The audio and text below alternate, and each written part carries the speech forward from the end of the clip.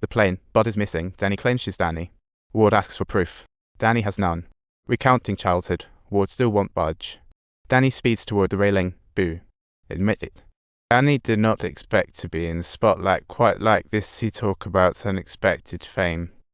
She clearly didn't think the publicity would hit her like her freight train. Little did she know she'd be attacked by a rogue nightstick. Luckily, Danny is quick on her feet. And swift kicking the guys down. Xiaomai upstairs is like, wow, Danny's not just a pretty face. Turns out it's Ward's bodyguard. Across the street, his buddy pulls a gun.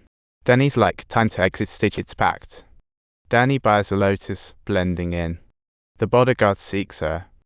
Suddenly, Danny descends from the sky, surprise indeed. She swiftly takes care of the bodyguard and blends back into the crowd. But unfortunately for her, Big Black has already spotted her presence.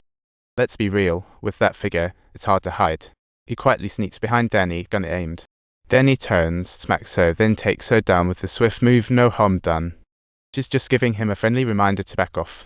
Meanwhile, Ward's chowing down on steak, gets the call, and suddenly, it's all oops. He never expected Danny to be such a ninja.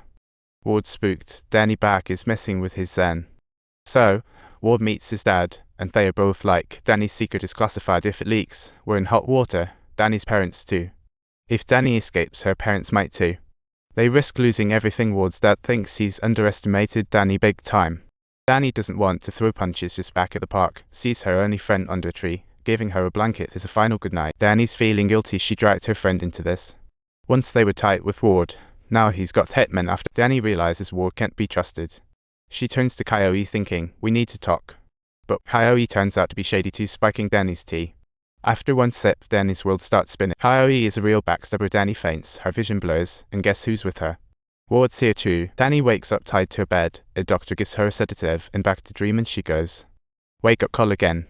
This time a doctor's chatting with her until he suddenly grabs a fork like he's at a barbecue. Danny screams. Thankfully, a bunch of doctors rush in. Turns out he was a patient in the doctor's outfit. Talk about an identity crisis. Once Danny's calm.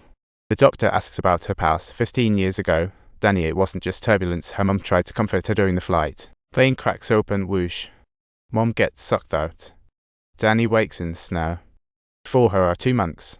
The doctor thinks too cute eye, but stays patient as Danny tells her story. After taking notes, the doc leaves Danny to figure things out.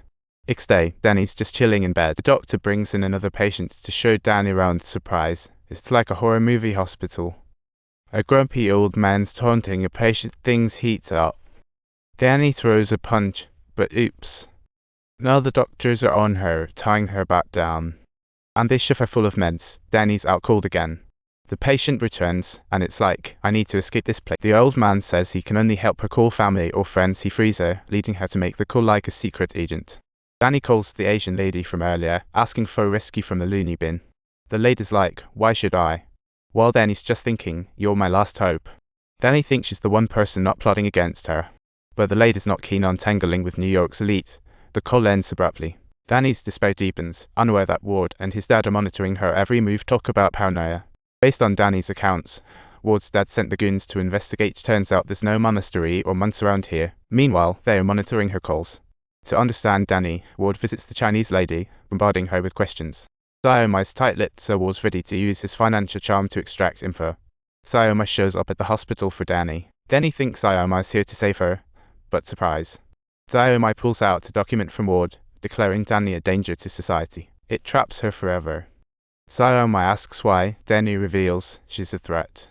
New York's richest Ward family owns half the company Danny has a stake in. Xiaomai wants no part in their fight, so she's ready to leave with the document. Danny asks Xiaomai to deliver the document to Kyoe.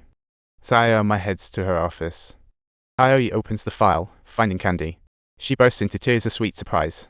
Finally, she believes the man is truly her childhood friend Danny. Xiaomai hastily drops the agreement bag and tells Kyoe to inform her brother. She's not signing that. Today is the day Danny escapes. The doctor hands her some clothes, ready to spring her from the loony. But wait, she's taken to a small dark room where three guys with sticks are waiting to play smash to Danny. Danny's on her knees howling. A guy says, this is from Ward, her childhood pal. While Danny was gone, Ward snagged her company and tried to put her down for good. What a reunion. He finally lands her in a mental hospital. Danny's fuming. Her bottled-up rage explodes into a glowing power in her palm. Danny bursts free, takes down the trio, and channels her newfound strength into a punch, ready to kick down the door. With one epic punch, Danny wrecks the iron door. Meanwhile, Ward's dad Charlie is like, did I seriously just witness that?